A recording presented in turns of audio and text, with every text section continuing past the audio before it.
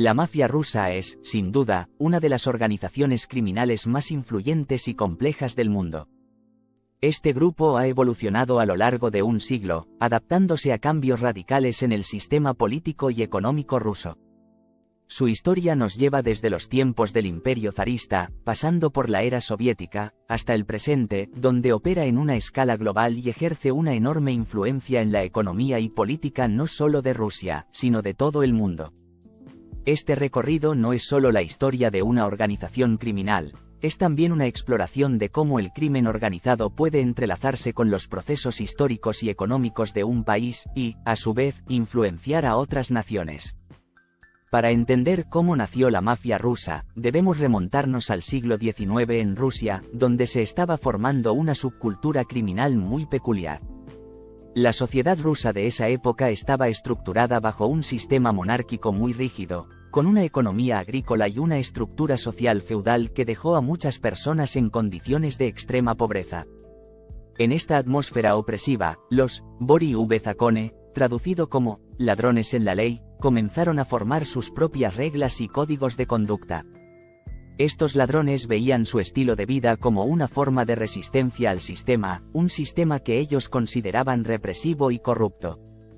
Bajo este código, se prohibía trabajar para el Estado, cooperar con las autoridades o formar una familia, creando una cultura criminal con una ética particular. Con la Revolución Rusa de 1917 y la creación de la Unión Soviética, los Bori encontraron una nueva razón para resistir al sistema, el Estado comunista, que eliminó la propiedad privada y nacionalizó todos los sectores de la economía.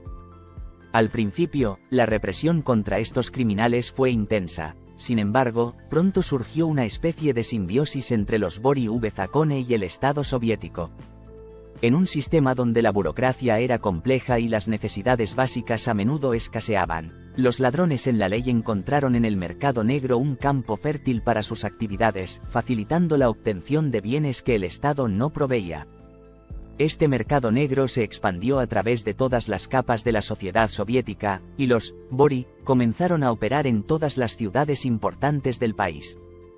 Este sistema de criminalidad arraigada se profundizó cuando el Estado comenzó a requerir la cooperación de estos criminales durante la Segunda Guerra Mundial. Muchos de los Bori participaron en la guerra, lo cual representaba una violación directa de su código de conducta. Este conflicto llevó a una división en el mundo criminal ruso, aquellos que participaron en la guerra y aquellos que permanecieron fieles al código. Esta fractura en la hermandad criminal dejó sus huellas en las futuras generaciones de mafiosos rusos, sembrando la desconfianza y consolidando el uso de la violencia como un mecanismo de resolución de conflictos dentro de sus propias filas. Durante los años de la Guerra Fría, el crimen organizado continuó adaptándose y evolucionando en la sombra.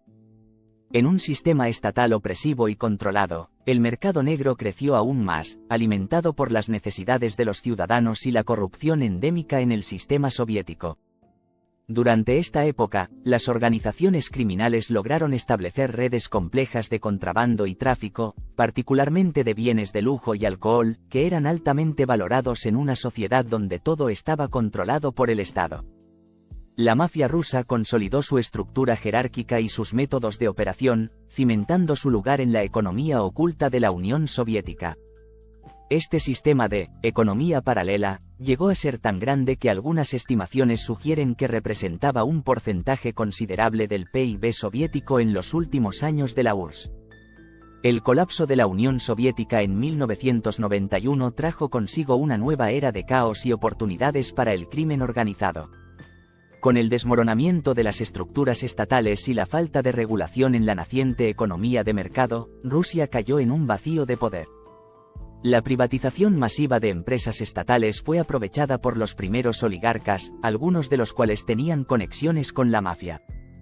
Utilizando tácticas de extorsión y soborno, estos oligarcas y organizaciones criminales compraron activos a precios extremadamente bajos, adquiriendo vastas empresas en sectores estratégicos como el petróleo, el gas y las telecomunicaciones.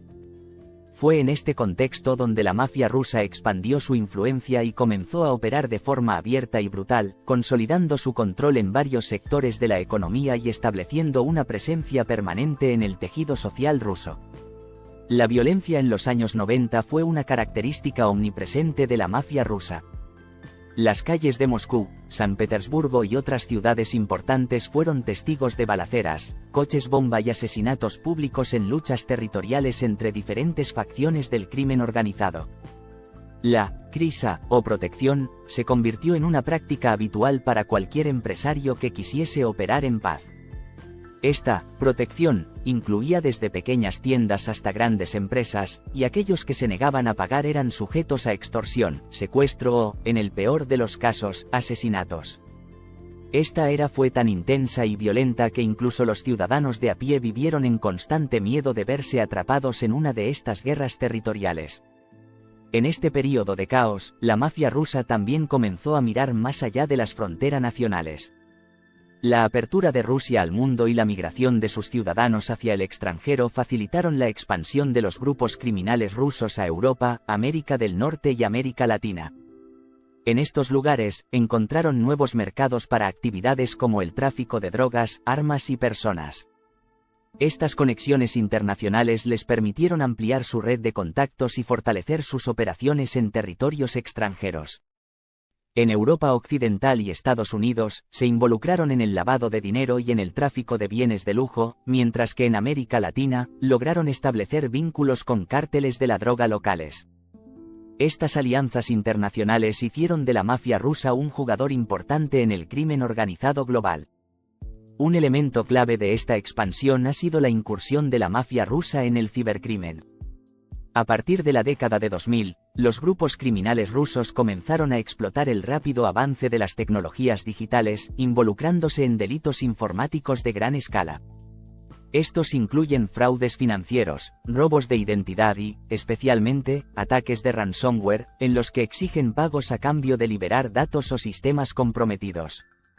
Estos delitos no solo les han generado enormes ingresos, sino que también han permitido que la mafia rusa opere desde cualquier lugar del mundo, sin necesidad de exponerse físicamente.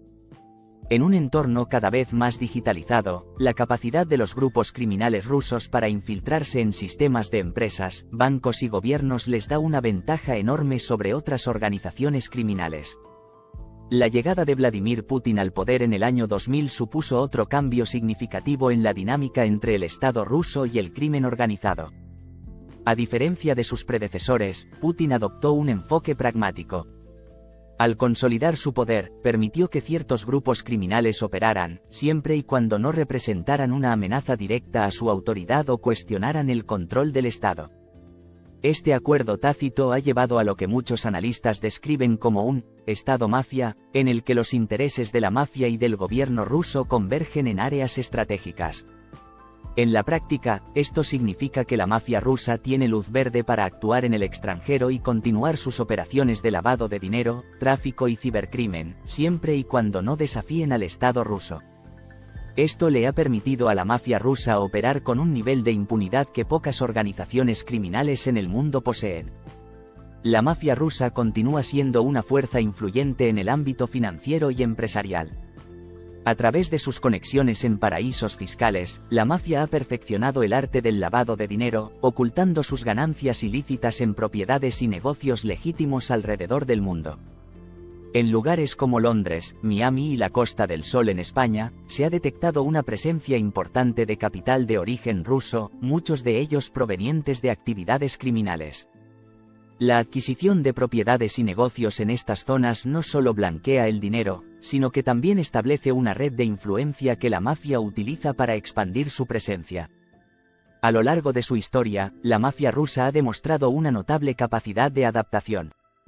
No es solo una organización criminal que opera en la clandestinidad, sino que se ha convertido en una fuerza económica, social y política que trasciende frontera y desafía los intentos de las autoridades de contenerla. En la Rusia moderna, muchos la ven como un reflejo de las contradicciones del país, un Estado con una larga historia de opresión y corrupción que no ha podido deshacerse de su legado criminal. Aunque los métodos han cambiado y las estructuras se han adaptado a los tiempos, la esencia de la mafia rusa, su brutalidad, su código de lealtad y su habilidad para infiltrarse en todos los niveles de la sociedad sigue siendo la misma. Hoy, como hace un siglo, La mafia rusa sigue siendo una fuerza temida y respetada en todo el mundo, una organización que se ha mantenido en la cima gracias a su capacidad para evolucionar y adaptarse a los cambios de cada era. No olvides dejar un like y suscribirte si te gustó el vídeo.